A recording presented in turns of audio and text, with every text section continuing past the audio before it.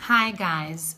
So today I want to talk a little bit about trends. Now we know South Africa is huge on trends. Everything that everybody is doing, we all want to jump on the bandwagon and do everything that everyone's doing. For instance, hashtag Skaba Hemisa, hashtag Skaba Fachansi, and damn straight, the Skaba Fachansi and Skaba Hemisa, you know what I mean? Because we are part of South Africa and this is what we do, and we're great at following trends.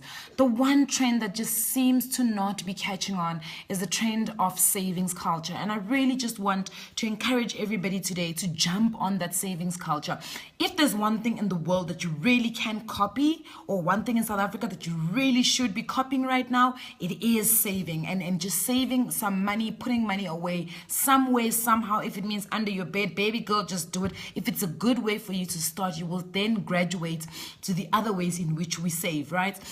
Now, the one thing that I want to be very cautious of saying is following trends of how to make money. And that is the one dangerous thing that we also seem to be jumping on. We went through the phase of Triple M, we went through the phase of Kipi, My Life 24, all these crazy things of how one can make money. Then we went through a phase of network marketing, Herbalife, TLC. We're now going through one where it is Forever Living products. We're going through, I don't know if people still sell Swiss Guard, those old things, Amway parts and all that stuff. Tupperware is still a big one. Now, granted, network marketing is absolutely amazing and it's great and it works, right?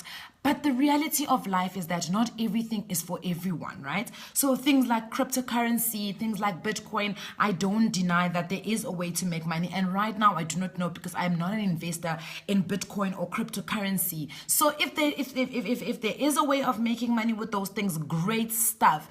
But again, not everything is for everyone. The same way with property. Everybody's jumping on this property thing. Yes, especially as previously disadvantaged people, property is an important thing to us because it's a sense of ownership that we definitely need.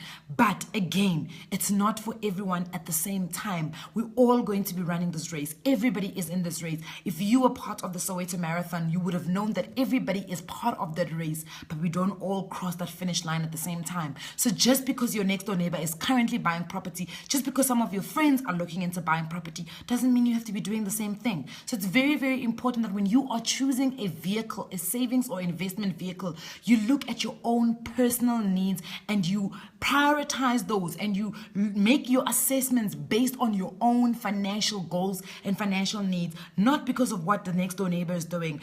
Really, guys, we cannot be doing this thing like literally is you're going to check what your next door neighbor's curtains look like and you're going to buy the same curtains. It does not make sense. Everybody's time is going to come because the reality of life is that malapa atwani, families are not the same. This also makes sense for human beings, individuals. We are not the same individual, which means that we are not all going to glow up at the same time.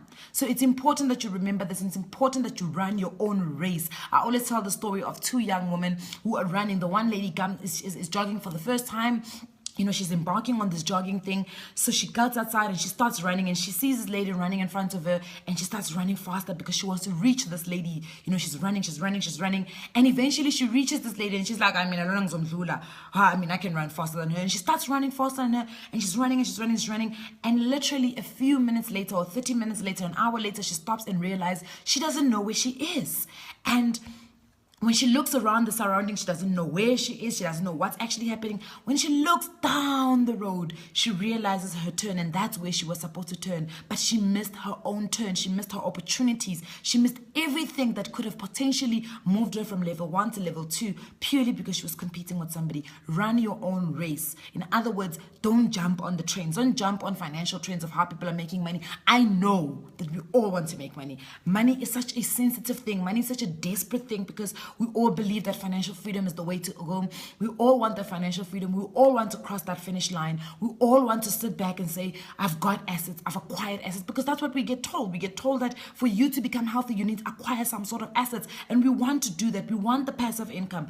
But the reality is that it has to be at your own pace and at your own race. The one thing that you should not be jumping on, the one trend that I will caution you from jumping on is the one where you acquire more and more and more debt every single year. Do a debt assessment assessment. Look at your years and say, what good debt have I acquired? What bad debt have I acquired? How do I get rid of all my bad debt? It's very important. Again, the last message that I'm going to be giving out today is that please, by all means, make sure that the vehicle, the investment vehicles that you are jumping onto are investment vehicles that speak to your financial goals and your financial needs, not what your friends are doing, not what Impagati is doing, the community, not what everybody is doing. Don't jump on Bitcoin if you don't understand it and it does not speak to your financial needs. Don't jump onto cryptocurrency if it does not speak to what you're doing. Don't jump onto forex trading if you don't understand it and it does not speak to your financial needs. Don't jump onto livestock wealth if it does not it does not speak to your financial goals and financial needs. Don't jump into property if it does not speak to your financial needs and your financial goals. Don't jump into stokvels if they don't speak your financial and financial goals. Understand your financial goals. Understand who you are. Understand what it is that you want to do. Go and write it down today. Write column A, these are my financial goals, these are my financial needs. Write column B, this is where I want to end up. How do I make the two happen? How do I connect the two? How do I take what I want to do, but what I want and make it connect to I've now got it? That's what's going to move you as a financial literate person, as a financial aware person, and for you to reach this your financial destination, which ultimately is financial freedom. Mwah!